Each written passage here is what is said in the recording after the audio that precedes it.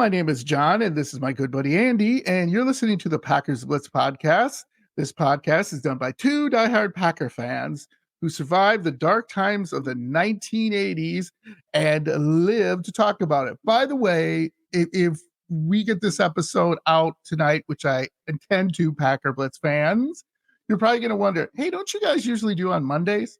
Well, we have to do a special one because of the Thanksgiving game and stuff like that. So, don't worry about that. And so I'm excited again to dedicate this to our world's greatest fans, Packer fans. So, Andy, take it away, my friend. I just hope that everybody had a really happy Thanksgiving. I know my family in particular just had a great time together, a lot of laughing, a lot of joy. And it always helps when the Packers win. It does. So that was great too. And you were telling me off air that you had a really great Thanksgiving as well. So I don't know if you have any things you'd like to say on that before we start. Good food, good fun, good win. Take it all. So I want to start off by saying what a fantastic performance by the Packers yesterday. Yeah. A lot of exclamation points after that one. It was an absolute pleasure to watch. It was also a pleasure for John and I to be totally wrong on the outcome of the game 2 weeks in a row now. So we're like, I think there's this saying, eating crow. That's fine. Some of that effect. Yeah. That's it's fine. It's all good. The Packers won 29-22 over the cowardly Lions. Not that anyone needed another reason to be happy or festive. The way that the Packers came out and won the game was impressive. The way the Packers, just played with such intensity and fervor during that game was really awesome. I listened to Colin Cowherd's prediction for the game, and this is what he had to say. Is exactly what he said. I listened to it this morning. I couldn't believe it. This is what he said. I know the number is bad, but Lions minus 7.5 against the Packers. I like the Lions a lot. There is a massive gap between these two teams. Massive gap. I'd swallow it. He said, I'd swallow it. And he was talking about the points. I think the Lions blow out the Packers. Sharp or squared. And that was his end quote. So he was asking one of the sharps, one of the guys from Vegas. And he said, sharp or square. And so then, Cowherd and the sharp Vegas guy agreed with, being the game being a sharp, right? Well, it was not so sharp at all. You were both square and wrong. John, I loved that Colin was wrong. I love that almost everything the Packers did was right. So, John, do you have any comments about that? Any comments about the game? Just a quick thing. Fans don't know anything because 84% of fans think the Lions will win. Well, you were wrong, so suck it. We were all wrong, so suck it, Colin Cowherd. He's right.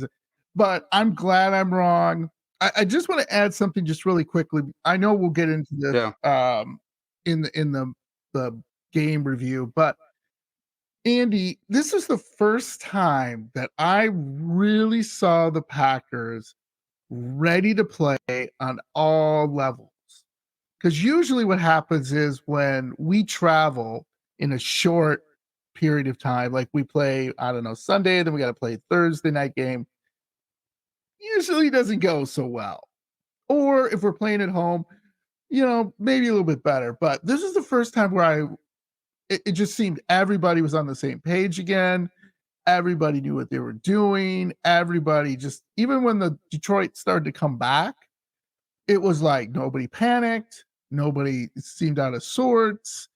It was just like, okay, there we go. That's what Andy and I have been talking about. So let's go into Ask Andy, our news segment. Yeah, before we do that, they were ready to play. Yeah, You could tell that they were pumped up from the get-go and they were ready to yeah, play. So that's the only thing I wanted to add on that. absolutely, So absolutely. yeah, we're doing this again, Yeah, second week.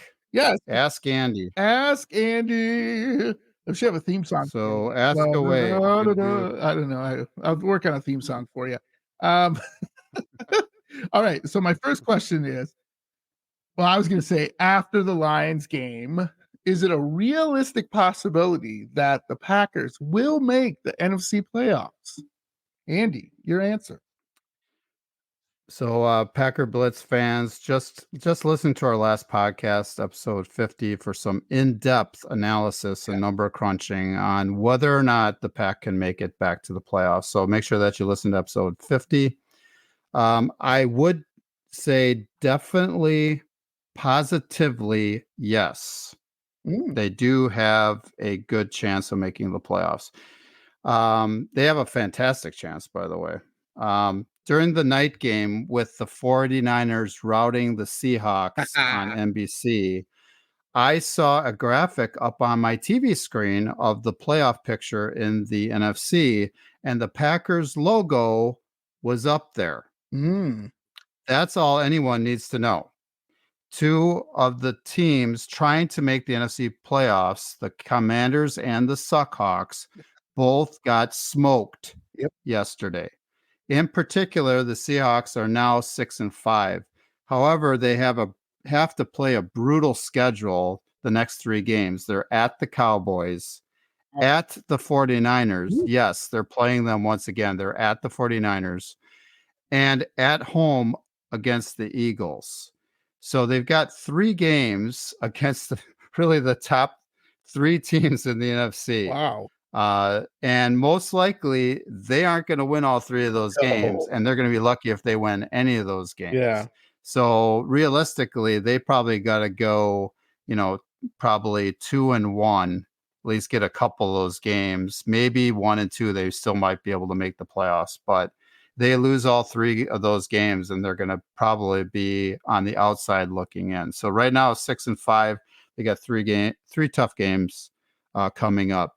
The Commanders, by the way, I think are now 4-8 on the Yeah, season, that is and so correct. they were kind of toward the back end now of the playoff picture, and with that loss, they're pretty much eliminated Yeah, from the playoff race. They would have to win out the rest of their that's games not to gonna have a happen. legitimate shot, and I don't think that's going to happen. Not the way they've been No, they playing. just So, fired their defensive coordinator, Jack Del Rio, this morning, so, oh, did they? yeah, so Yeah. they're Well, they're he's tanking. not the only one that's about to get fired. So, probably their head coach, right, John? Yes. Never liked the guy, but So, whatever. so yes, a lot of things have been happening lately in favor of the Packers. Been getting a lot of help, and we're gonna make this NFC playoffs in 2023 if this continues. We just need to keep winning football Yeah, games. That's what it comes down to, and yeah. we'll be just fine. So, John, any comment on that? So, I Well, really think things are looking positive. We've had everything go right. There hasn't been a single thing that has gone wrong mm, for us as far as the teams that are kind of surrounding us in the playoff picture. They're all losing. yeah. And so this couldn't have set up any better for us the last half of the season. Mhm. And really, there's a blueprint. There's a way that there's a path right now for us to make it. Yeah. So, any comment on that, John? No, just What are your thoughts I on don't know that? if you wanted we were gonna talk about this later. So we have Kansas City, Sunday night. Let's be honest, we'll talk about that, what's gonna happen with that. But then look at who we Yep. have. We're at the New York Giants. Oh my god, they're a dumpster fire. We have Tampa Bay Yep. here. Come on, you gotta Hmm. win that one. We have Carolina we're at Carolina, but come on, you gotta win that one. Yep. Green Bay at They have Minnesota. problems in Carolina, Yeah, but yeah. it's Green Bay at this year's Minnesota, Carolina. it depends where Minnesota is at that time. And then Chicago at Green Bay. I mean, come on, you gotta win that one. So, I mean, yeah, I mean, if you could, y well, if we can get past Kansas City with little or no injuries, that's the problem, right? That's been our bugaboo lately. Just lose Lucas Musgrave Oh and my gosh. Aaron Jones, Yeah. which they probably will not be back.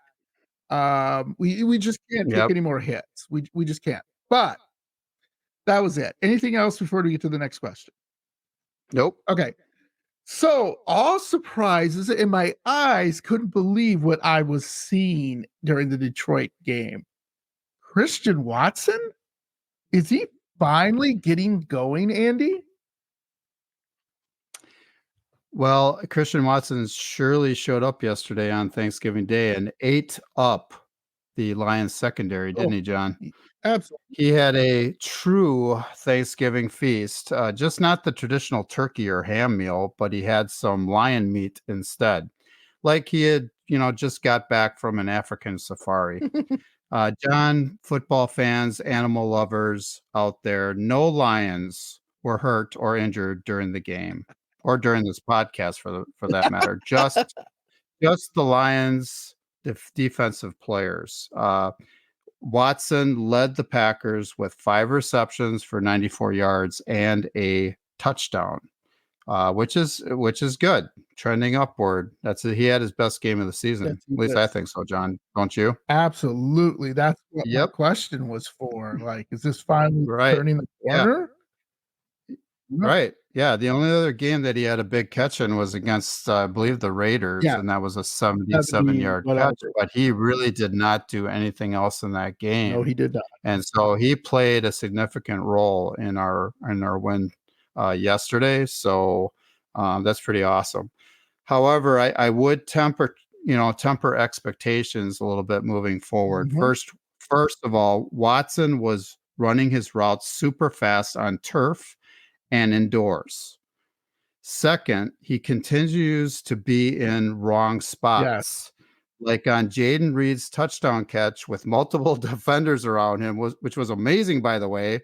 There was a reason for the multiple defenders around Jaden. Christian was not supposed to be in the area. Yes. And then third and last, he was playing a Detroit Lions defense that has regressed and underperformed in recent weeks. So I would temper expectations a little bit.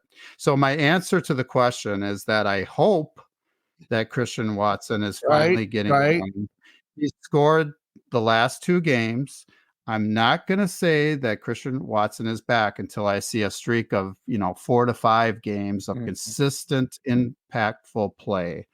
And I see him actually healthy and out on the field contributing. So those are my thoughts. So, I mean, it's not really a yes or no. I think it's still the jury's still a little bit out on that. So, especially with his injury history and the way he's been this year. So, any thoughts, John, on Christian Watson before we move on to Ask Andy question number 3? This is exactly what you said. It's just consistency. We need to see him do this the remainder of the season, and if we make the playoffs, for him to make a splash in the playoffs, because Jaden Reed now is on everyone's radar. Everyone's going, we better double this guy, right? Because he's starting to flash right now, which is a good thing. And hey, Christian Watson, this is your time to shine, buddy. So, yeah, Jaden Reed, big playmaker, not only in the passing game, but now in the run game. Yeah. It's like, where did this come all of a sudden? It's like, he's been awesome. That's what he's like. I don't compare him to him. Yeah, almost like a Swiss Army knife, where, cutting through defenses. Exactly. So, but the thing that impresses me is he gets open. He gets open and he's able to make players miss. Yeah. So he definitely has some juice. He does about him. He does have some juice, baby. All right. Okay, question number 3. So, oh man. Just had to ask me this, John. I know this is crazy. We talk about this every week. But it's fine. I know It's a valid question. Crazy. Go ahead. But oh my God. Is Joe Barry doing enough to keep his job right now? Well, will he or won't he, I guess, with my question, will he keep his job? Because the defense has been playing, for the most part, pretty well. There's been some lapses and there's been some but some of that is execution. That's not on Joe Barry. So let's not blame Joe Barry for two corners in the same area and smashing into each other, or two people not covering on a corner route when there's two corner routes and the receivers are so wide open. That's not on Joe Barry. Okay. That's on the player. So I'm like, oh my God. Andy, please help me. Joe Barry, huh? Yeah. Consistently, Joe Barry's defenses have been ranked in the middle to bottom third of the NFL. Before yesterday, the Packers were ranked, I believe, about 17th. Mm-hmm. Considering the abundance of talent on this roster, the Packers defense has underperformed so far in 2023, in my opinion. Joe Barry is partly responsible for that. However, yesterday, Joe Barry's defensive game plan and game script were extremely effective at times. The Packers were consistently pressuring Jared Goff. John, you talked about this, right? We talked about that for the first game. We needed to get pressure on him, get him off his spot, and we did that quite a bit. Goff was quite often running for his life. They sacked him 3 times. Goff also fumbled 3 times. I think that was a key to the game. The second to last ranked defense, the Packers, are second to last ranked defense in creating turnovers. Mm-hmm. And they were able to create several turnovers and even score a touchdown. The Lions D did not. However, Barry's D gave up 464 total yards, John, Packer fans out there. 464 total yards. So they didn't totally shut those guys down either. And they gave up 25 first downs. Okay. Even though the Lions converted a respectable 7 of 15 on third down, the Packers held them to 1 out of 5 on fourth down. Another key victory for the Packers. Another key reason why they won was that they were just really, really exemplary on fourth down. I think the Lions were actually, John, I think they were 0 for 4 up until that last one that they converted. Yeah. And that was probably right at the end of the game, right? Yeah. So, that was a key right there too to winning the ball game. So, you got to give Barry some credit on that whatever play call he made on defense for that play, they stopped him, and that's a good, really high percentage of shutting them down, right?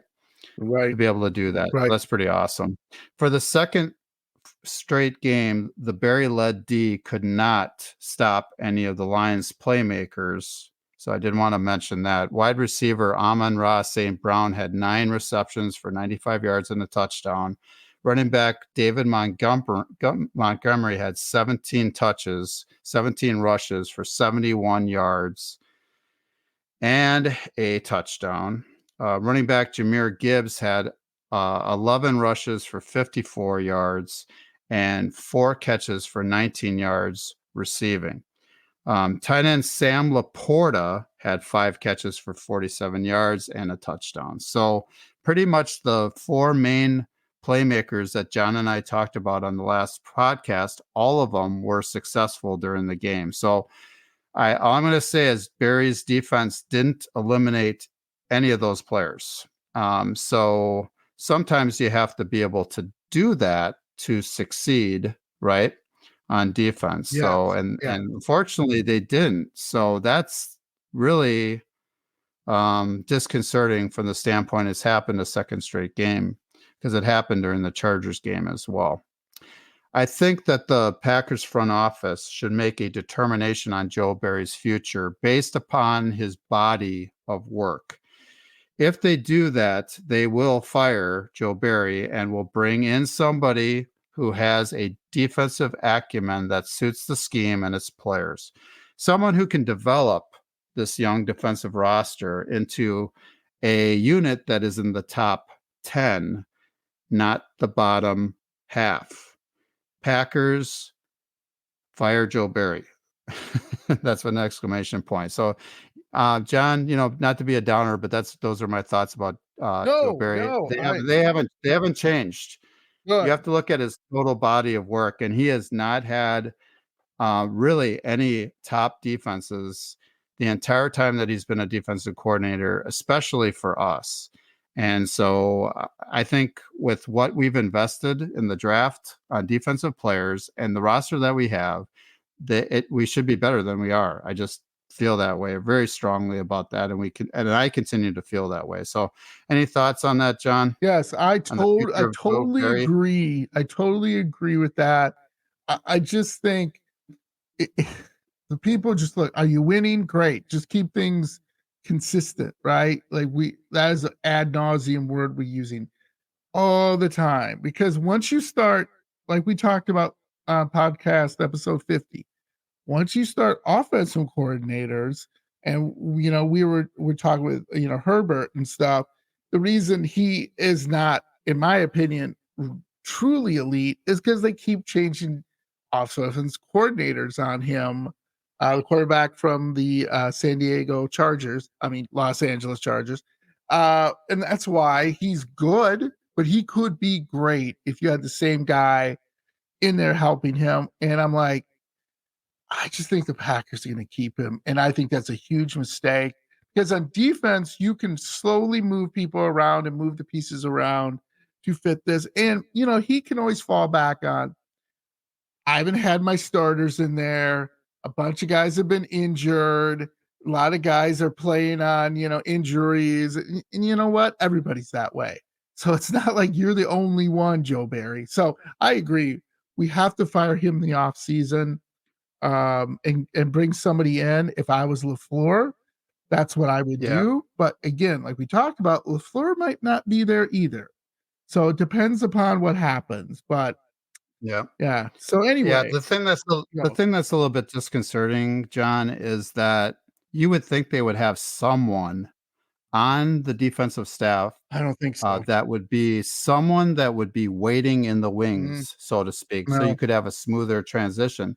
But I really don't think no, they have any I like don't either. stars I don't either.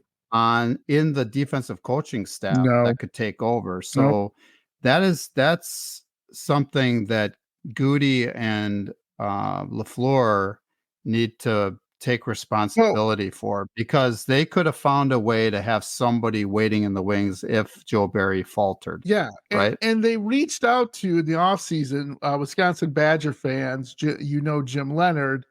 They reached out to Jim Leonard to be defensive coordinator, but that really wasn't true. What they did was they reached out to Jim Leonard to basically be, how do I say, on the staff. So they did not offer him the defensive coordinator job, even though there were reports out there that the former defensive coordinator of the Wisconsin Badgers football team, college football team, no, that was not true. We were just offering him to be on the staff. And I think, and he turned it down and went to Illinois, which is really stupid. But anyway, That's true. but what I think was why Jim Leonard didn't do it, because I think he knows that, well, if Joe Barry gets fired, guess what? I'm fired too. So then when he, right? Then I guess there was That's probably true. no talk of saying, hey, Jim Leonard, this is what's going to happen. If we fire Joe Barry, you get to stay on the new guy's staff. But then if you're Jim Leonard, you're saying, what if I don't like the new guy? What if we don't click? So I don't know. I think you're right. I think we fired Joe Barry and bring somebody in. I don't know who that is. I would have to look that up, because I do know all the head coaching possibilities who are out there, but not defensive. That's kind of a hard one to find a true good defensive coach and pry him away from a winning team. I don't know. Yeah, That's hard to because do. they're usually pretty well Yeah, compensated, they're most welcome. of those guys A anyway. lot, So and if you're like, for instance, right. the defensive coordinator of San Francisco, why in the heck would you want to leave that? Like, I wouldn't. I'd be like, no, I'm good. I'll stay here. So, any more thoughts? Yep. No, I would just the only other thing I would say is if you had a really good defensive coordinator like the guy in San Francisco is, maybe you couldn't get him, but maybe you could pull somebody from his staff Right. so they could implement some of those schemes and some of those things, Yeah. with our defense Yeah. and maybe implement that. Right. So, Yeah. yep. Cool. So Um, steal somebody from his staff. yeah. Right. So Are in the making. are we going to skip question 4 and move on to just the Thanksgiving to remember? That's up to you. I didn't know exactly what the question was. So here's my question So, really quickly. Here's something okay. I thought was really funny. My father-in-law went, "Oh, that's good." And when we were after the game, he goes, "Oh, that's good. The Packers won." And I said, "Well, you don't sound very excited." He goes, "Well, they're not winning the Super Bowl this year. So if they continue to win and make the playoffs," he goes, "Do you really think they're going to make a run?" And I'm like, "No." Then he's like, "Well, now we're kind of stuck, right? He goes, "Well, I would rather them draft in the top 10 or top 5 than and get somebody and get left tackle, whoever, than lose out on a top draft pick." And that got me thinking, if there are some Packer fans out there, not saying we want to tank, but are kind of like, well, what if we're drafting 15 again or 17 again? Well, you're not going to get a Marvin Harrison Jr. at that pick. You're going to have to trade picks, move up into the top 8, maybe top 6 to get a Marvin Harrison Jr. It just ain't going to happen. So that means you got to trade your first rounder, one of your seconds you got from the Jets, move up and go get them. And my feeling is, you know what? Winning feels a heck of a lot better than drafting in the top 5 continuously. You know what I'm saying? That's my opinion. Like, you can Yeah, go out. the Packers are Yeah, supposed to have a winning culture, John. Zach. I mean, that's you don't go send a message Yeah, like so that. that was my whole thing. I said, I'd Yeah, rather be 9-8, get in the playoffs, even if you get boat raced by, let's say you're the 7th seed and you wind up playing San Francisco, who I think is the 3rd seed right now, or Dallas, and get boat raced. So what? Okay, you're supposed to be a winning culture. You're supposed to be in the playoffs every year, at least, right? right. We're the Green Bay frickin' Yeah, Packers. exactly. And we had that Hopefully somebody uses that soundbite. So anyway, that was my So I question. do appreciate your, father-in-law's, opinion, and I'm glad he chimed in and said something about it that is very But interesting. that's That's what. something I Yeah, have thought long and hard about too, yeah, John. I think if we were, like, toward the end of the season, the end of the season yeah, and we're totally out of it, then I'm fine, yeah, tanking yeah, the last few yeah, games, you know, yeah, and getting a high draft yeah. pick if Well, that's the case. Right now, yeah, we're almost in the playoffs right now, John. yeah. So you don't, at this point, you know, Why? you don't Yeah, tank. you don't kick yourself. You aren't thinking about next year. You aren't No, you're thinking about not thinking about next year. draft position. No, You're no, thinking no, about no, no, no, no. making the playoffs because anything can happen once you get in the playoffs. Mhm. You know, Yep. so you guys got to get in. Got to get into the tourney. You Gotta got to get in get to win it. into the race, right? Yeah. In it to win it, All right. right? So let's get into game review, Andy. Why don't you tell us some very interesting Packer facts? I will. A Thanksgiving to remember. Oh, there we Packers go. eat Lions, Nice. right? Right. And they beat the Lions too. Yes, we were wrong Packers eat, again. Lions get beat. 29-22. So very interesting Packers Thanksgiving game facts. The Packers hadn't won a Thanksgiving game since 2011. The Packers have one of the worst Thanksgiving Day records in the NFL. After the win, the Packers are now 15, 20, and 2. So I guess we had 2 ties. That is a 42.9% winning percentage and ranks 23rd out of the 32 NFL teams. By the way, the Lions are ranked one notch above us at 22nd with a 37, 45, and 2 record and a 45.1% winning percentage. John, any comment on that? No. So we were neck and neck with the Lions, and we just beat them, but we're still ranked Interesting. 23rd, and the Lions are still ranked 22nd, even though we won. That's So hilarious. that just tells you that they, at least especially the Lions, have played a lot of Thanksgiving games. Lot of And Thanksgiving games. so have we. We've played 37 of them, so it's not like we Yeah, haven't, right, yeah, played a lot. yeah. Why the Packers won, unless you have something else you wanted to say about No. Thanksgiving games. Okay. Why the Packers won? Well, first reason, they were aggressive from the start. Right. Love got a text from Matt Lafluer in the morning to change the first play. Love then overruled Lafleur and wanted to keep it. Thank goodness Love stood up to Lafleur. He hit Christian Watson on a 53-yard bomb to set the tone, and the Packers never trailed. Aggressive, right? Yeah. However, if you rewatch that play, like I did, because I didn't see it as it was happening, neither did John, but I looked at it afterward. Love should have gotten rid of the ball a tad earlier and threw it a tad short. I know, take what you can get. The execution could have been better, though. Whatever. On the next series, the Packers scored again when Love passed to Tucker Kraft for a 9-yard touchdown. Yeah. Aggressive on offense in the first quarter. Jordan loved it. So the second thing, John, unless you have something to add on that one, us being aggressive, I loved it. Yeah, I loved it. They need to be that way. They need to come out and kick some butt right away. Yeah. Come on. The second thing, that they were consistently aggressive on defense. Jonathan Owens picked up a Jared Goff fumble for a Packers TD on the Lions' second series. On that play, outside linebacker Rashawn Gary caused the fumble and sacked the quarterback. Yes. For the game, I know John's going to love this. Yeah. Rashawn had 3 sacks, 2 forced fumbles, and 7 tackles. It was a very emotional return for him to Ford Field, the same field where he tore his ACL in his knee last season, 382 days ago.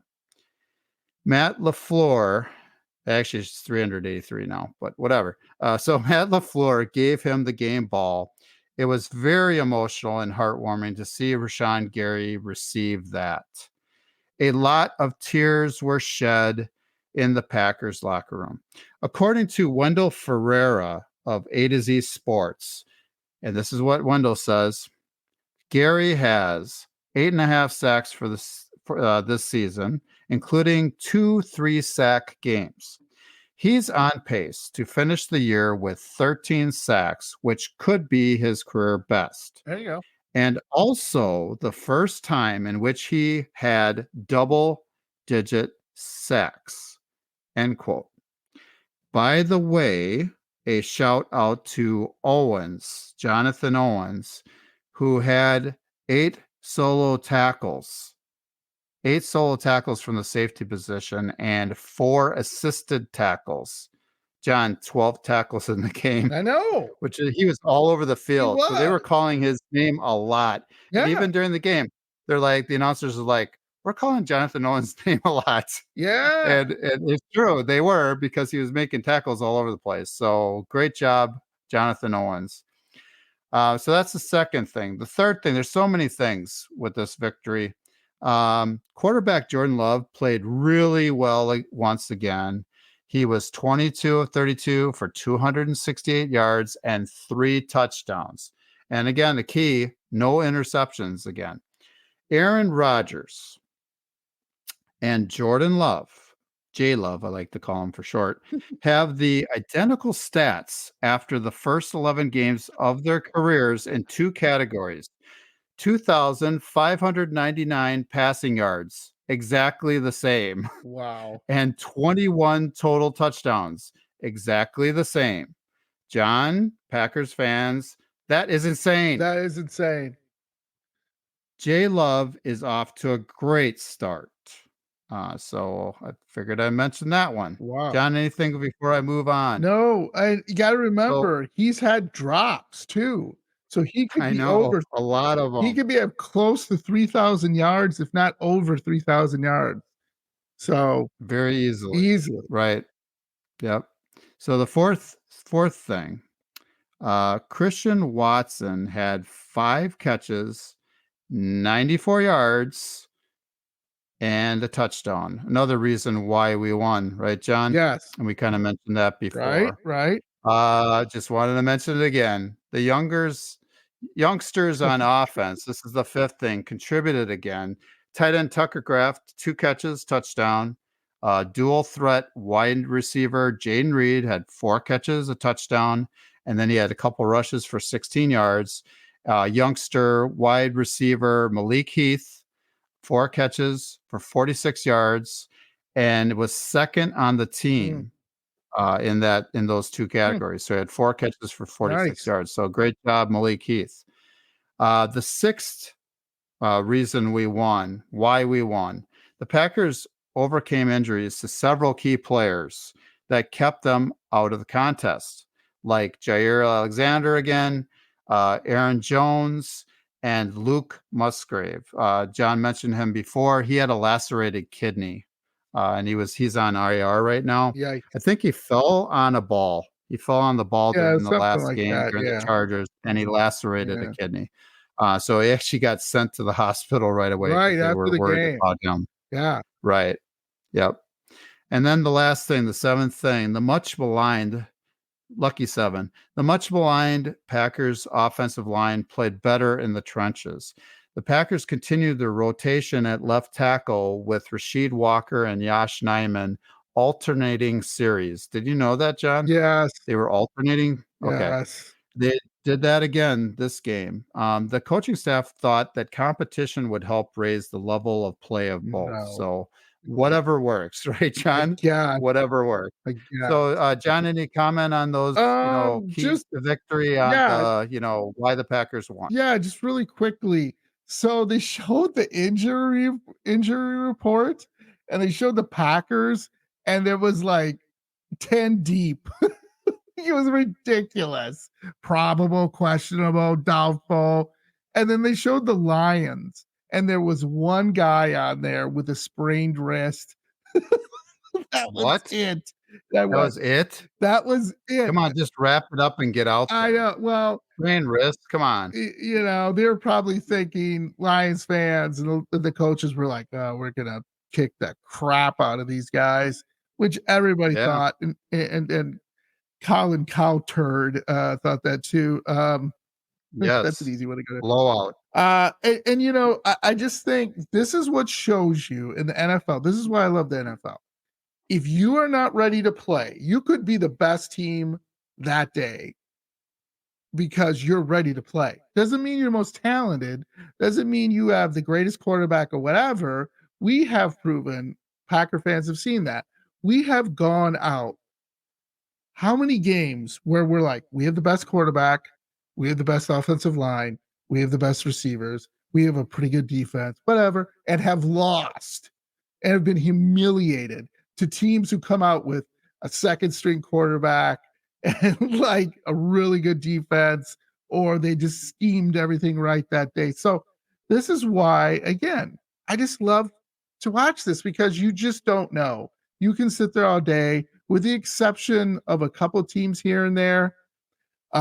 You're like, okay, whatever.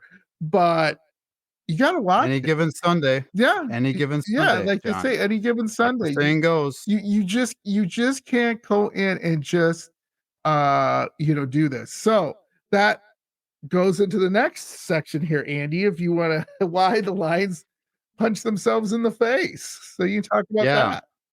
why the Lions wanted to punch themselves in the face after the game. So I read some articles. I was just thumbing through articles on my phone, and there's this phrase that kept coming up about punching themselves in the face. And so I'm not sure who said it. I'm not sure Yeah. if head coach Dan Campbell said it. He was referring to Jared Goff wanted to punch himself in the face. I don't know how that came up, but I kept seeing it, so I figured I'd use it. So the first reason why the Lions wanted to punch themselves in the face. Head coach, Motor City Dan Campbell. That's his nickname, by the way, Really? John.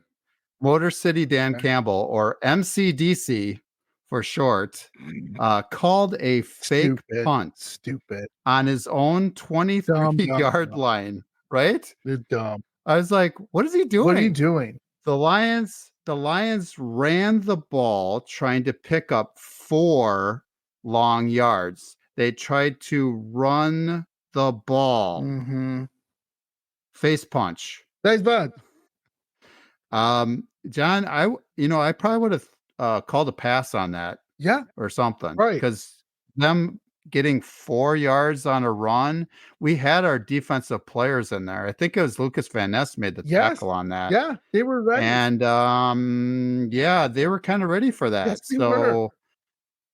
I don't know. Yeah, That's a total face punch. Yeah. Second face punch. Quarterback Jared Goff fumbled 3 times, had 3 turnovers, and gave the Packers a score. Face punch. Face punch. The third thing, the Lions D and Aiden Hutchinson had 0 sacks and 0 turnovers. Face punch. Face punch. John, do you have any more face punches for the Lions in this game? Yes, I do. Or after this game? Yes, I do. They didn't find a way to adapt because the middle was wide open. I mean, Jaden Reed, Maley Keith, all these guys were getting wide open, and they miss one. And this is on Jaden Reed, where really Jordan Love, I think it was in the 4th quarter, and it was like 4th and 10 or whatever, or excuse me, 3rd and 10. And Jordan Love made this great pass, corner route to Jaden Reed, and he just went off his hands. He should have caught it.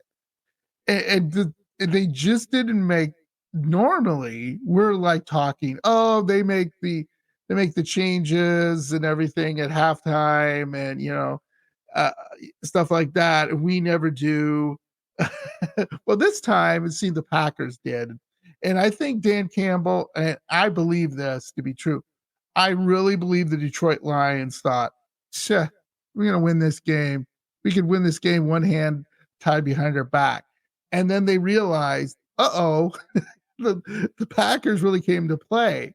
And this is the second time in 2 weeks and 2 games here that they've been down, that they've been turning the ball over. And the only reason they beat the Bears is for some strange reason, the Bears went in some weird defense where they were going more in zone or something. I didn't get their defense. Whoever their defense coordinator over there should be fired too. But that's what's going to happen when they make the playoffs, because they're right now in the 2nd seed. So guess what? The 2nd seed, I believe, gets the 7th seed. So if that was us, we'd have to go to there again. I don't think they were. They were vying for home field advantage. Yeah. They needed this game to stick with Philly. Yeah, absolutely. So again, it's just they're starting to show, well, maybe they got some cracks, and they better fix them. So that was just my comment. Goff's been turning the ball over the last couple lot. That's why the Rams got rid of him. Quite a bit. Yeah.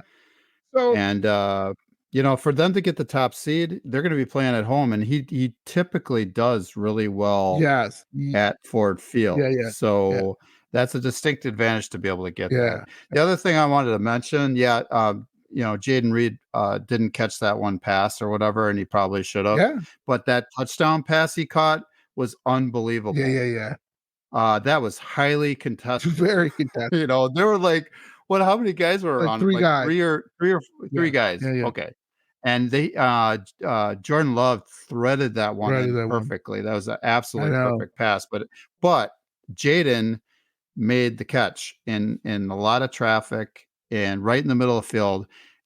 That's where defensive backs are trying to kill you and take your head off. And so it was just awesome play by him. So I did want to mention that again. So John, do you want to go through the Packers Blitz? Yep. So Packers Blitz players on offense of the game. First one, easy. Jordan Love played exceptionally, really well. I will give honorable mention to Christian Watson. I think hopefully, like you said, he can be consistent and finish the season up. And if we make the playoffs, do that. Who are your players on offense? Yuppity yup. Those two. Oh, there we go. Yep. All right.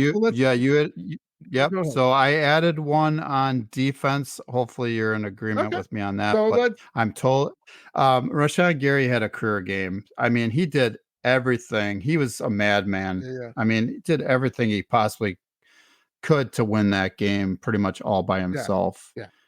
So that's an easy one, but you can go ahead and say it again. So but he just is players awesome. On defense, obviously Rashawn and Gary. We already mentioned they had a terrible injury on this field last year. And then honorable mention, Jonathan Owens. Yes, he was all over the field. He was. Like, I don't know what his wife did, but do that again. Exactly. Simone, whatever you did, do that again. And keep doing that. Yep. Yeah, Simone, send us off some emails, if you want Simone, PackersBlitz80@gmail.com if you want to reach out to us and say, yes, I will. I don't care what you fed him, whatever else you did. It's none of my business. But please do that again. I'm not sure how Joe Barry was maybe using him differently. I don't know if he's toward the line of scrimmage more. I don't think he was doing anything differently than he normally does. Yeah. But he was all over the place. And for him playing safety to have 12 tackles, that's a lot. That's a lot. Yeah, typically, you're getting that from Quay Walker. Yeah. Right. The middle linebackers. Typically, it's where Campbell, you're getting it. You aren't getting it from the safety position usually. Right. Awesome. So you want me to do game preview or you want to do that? Go right ahead. All right, buddy. Give you a little bit of a rest. Then I'll do the Chiefs and then you can do the Packers. How's that sound? Yeah, before you start, John, I will say that the odds are pending. I don't have the odds on that. That's okay. So, Packers Blitz fans out there, Packer fans, NFL fans, you will have to keep an eye on that. But as of now, I don't have any information on that. They haven't released them yet. All right. So, game preview: Chiefs at Packers Sunday night, December 3rd, 7:20 on NBC at Lambeau Field. Again, Andy said about the odds. We'll see; those will come out soon. So. Chiefs. They're going to be picking the Chiefs. Well, they're going to be picking the Chiefs. Probably by at least a field goal, I would guess. So here's the thing. Everybody knows poor Patrick Mahomes. Yes. 26-19 for his yardage, 67 completion. This is boring. I don't really care. 19 TDs, 9 interceptions. Yeah, but he's got 9 interceptions, John, and his QBR, his quarterback rating is only 93.8. 93.8. Low. Yes, way below his standard. That's why I put it in there. And here's the other thing, too, that can help us is drops, and more drops. I watched the Monday night game, Philly and Kansas City, and they threw to our boy, MVS, wide open in the end zone, right on his hands, drop. And he should have caught that ball. It couldn't have been thrown. They would have won the game. Honestly, go back and watch it. It's on YouTube. And remember, Packer fans, when we had MVS, what did we always say? He would look really good, and look at that guy. Whoa, yeah, you got to give him a contract, yeah. And then look really bad. But he is a Super Bowl. John, give Mahomes credit. He didn't throw anybody under the bus. No, he but didn't. He blamed himself. His receivers have not helped them this year. It's They are on him. very high. Yeah, of course. They have a very high drop rate. It's right. Probably the top 3 in the league. Yes, so, absolutely. Yeah. So then What Travis about Kelce. Mr. Taylor Swifty? Oh my God, I'm so sick of them. Blah. Anyway, it's typical Travis Kelce, kind of. 64 receptions, 641 yards, and 5 TDs. Yeah, pretty good year. If we can't cover this guy, oh boy. However, there's been some rumors of retirement. Well, I could see that. Mm-hmm. He is dinged up and he is slowing down. You can see that. You saw it in the Philadelphia game. Normally, a linebacker in coverage with him is not, unless you got a really quick linebacker, it is bad. They're toast. Yeah, you're going to be in big trouble, and you got to have the safeties or corner. You need help, in other words. But I see him. He dropped one. He dropped, I think, at least one, maybe 2 balls that he normally catches, like shoestring. And he catches. Fumbled. Yeah, had a key fumble. So that I think Andy Reid was had laser beams coming out of his eyes as he's walking off. Yeah, he was not happy with that one. No, so he wasn't. The next one is running back Isaiah Pacheco, 614 yards rushing, 4.3 yards per carry, 3 TDs, 25 receptions, 162 yards. He is a very, like Andy said in the notes, he's a very solid player. He's not spectacular, but if you do not get on him and hit him and group tackle him, he's wrap him up off of you. And yeah, probably going to score. He's an effort guy. He's an energy guy. He is it's like an energizer bunny. You got to get to him in the backfield and you got to slow him down and string out those plays. And then the next one, now we're going to switch the defense here. So Chris Jones, of course, he's Chris Jones. I can't believe that the Chiefs almost let him go. What a bunch of idiots they would have been. He is a force. He's 7.5 sacks already. He already has 9 tackles for a loss, so he can play the pass and the run.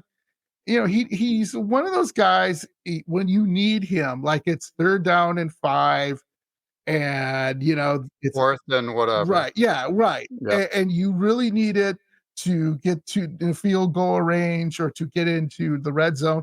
He just finds a way to stop you. He's just one of those guys that just does that. So the other guy too is their cornerback, Trent McDuffie. Again, very solid player, 43 solo tackles, 2 interceptions, 5 forced fumbles, and 5 pass defended.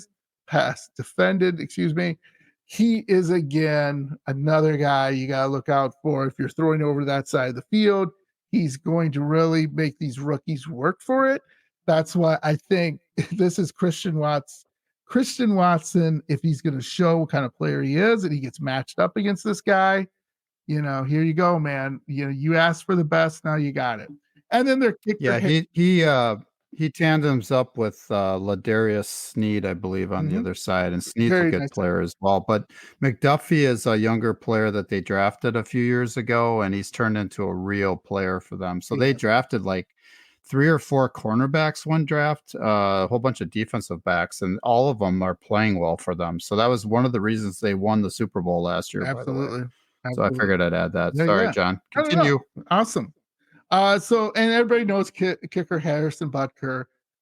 He's a very good kicker. You do not want to have him kick the game-winning field goal. He's probably going to make it. So you don't want to be in that situation. So just a year in review here with the Kansas City Chiefs. They're 7-3. They are not the same Kansas City Chiefs. Okay. Yes, Andy Reid is still their head coach. He's one of the greatest offensive minds in the sport. Their defensive coordinator, I never really liked this guy, Steve Spagnuolo. He just blitz. Come on, dude. I don't know. He's okay. I'm not a big fan of his. I think he's Joe Barry 2.0, but that's just me. The Chiefs, though, have been trouble scoring in the second half lately. They have been a lot of close games. They lost 21-17 in the Super Bowl rematch to the Philadelphia Eagles. And there's only been one blowout, and that was 41-10, of course, against the Bears. Duh. Again, the Chiefs wide receiving group is, I wouldn't say they're very poor, but they are poor. They're constantly looking over their shoulder. And now, which is super weird, which I totally agree, the defense is the strength of the team. So if it wasn't for their defense playing as well as they would probably be 500. And that's Yeah, so they were saying on I think it's First Things First. Okay. Because one of the guys he loves the Chiefs. He's all about the Chiefs, right? Yeah. And he's a Colin Cowherd disciple. I'm not going to mention his name right now, but whatever.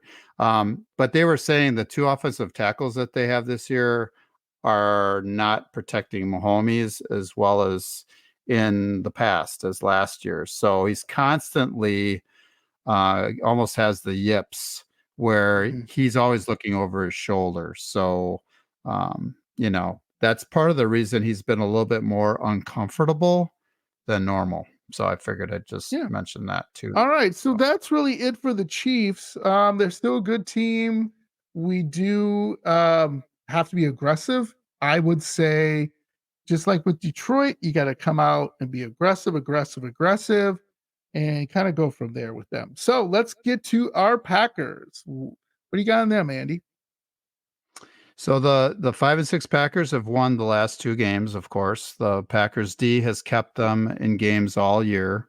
The Packers offense has been sporadic. Lately, however, the offense has looked more in sync with the play calling of Matt Lafluer.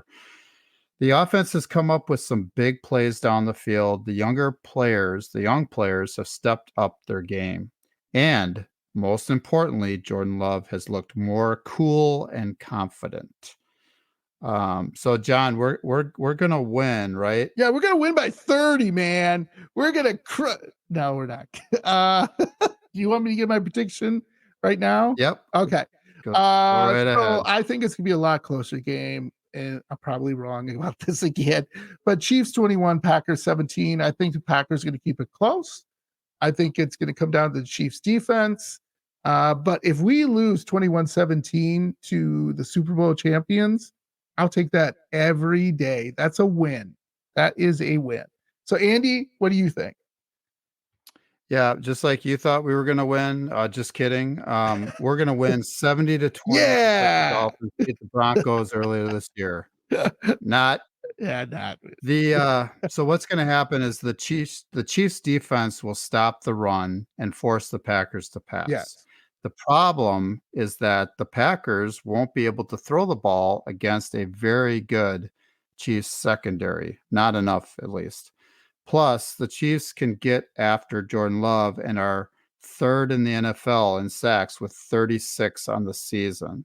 So the Chiefs are also ranked third in the league at 16 points allowed per game. So I'm predicting the Chiefs are going to beat the Packers 23-13. So that's my reasoning why. Yeah. So I don't think they're going to give up a lot of points to the Packers. Maybe they give up 16, maybe again, like their averages, but I'm predicting the Packers are going to get 13. They're going to regress a little bit. And so unless they can run, if they can run, that's going to really, really help open up everything. But we shall see, won't we, John? Yes, we shall.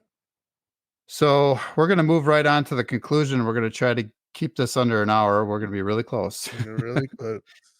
Yep. So congratulations to Cowboys cornerback Deron Bland, who broke the NFL record by getting his fifth return for a touchdown in a season during the Cowboys Commanders game in Arlington, Texas on Thanksgiving Day. Because it's just a significant thing, I figured I'd bring it up. Not many players have ever done that as quickly as he's done it. So he now enters the NFL Defensive Player of the Year race. In his first two seasons, Bland has 11 interceptions, the most in the NFL over that period. So congratulations, Cowboys cornerback Deron Bland.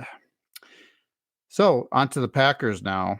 In our little conclusion here, the Packers need to hire that Lions security guard who bizarrely Yeah, I didn't get that. tried to tackle Packers head coach Matt Lafluer Yeah, it's while weird. running to the locker room at halftime of the Packers-Lions Thanksgiving game. I don't know if anybody caught that, but I did, and A it lot of was people. weird. Yeah, it was weird. It was weird. According to Lafleur, this is what Matt Lafleur had to say about that. That's never happened to me ever in my coaching career. I was fully committed and I wasn't going to be stopped. End quote. Maybe Lafleur could use a security guard exactly like that one There we go. to motivate him the rest of the 2023 season. Maybe if that same Lions security guard tried to tackle him before the start of every game the rest of the season, Matt LaFleur will be fully committed and won't be stopped from winning the rest of the Packers regular season games. That's the edge that Matt LaFleur needs moving forward. John? Yeah, that was weird because That was weird. he said that he told him to get his pass out. I'm like, "Wait a minute, dude. You don't know who the head coach of the Green Bay Packers is?" Exactly. Like, he has a call sheet and he's got a headset, and he's running towards you, and you're like, Running. yeah, and you're like, "Huh." Full blast. Yeah, and you're Full like, speed, pretty much. I wonder if that's some guy that just came on the field. Like, it was just, come on, dude. Yeah. Come on, man. That's like, you Yep. should know better. So, anything else before I shut this bad boy down? Nope.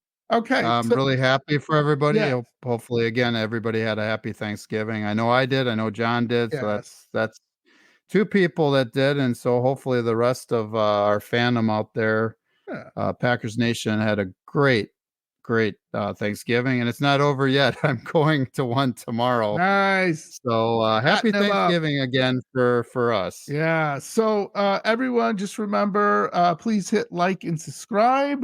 Please rate us 5 stars, wherever you listen to Packers Blitz podcast, Apple, Spotify, YouTube.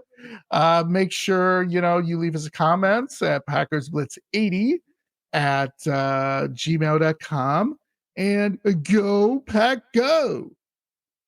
Go Pack Go. Later, buddy. Love you.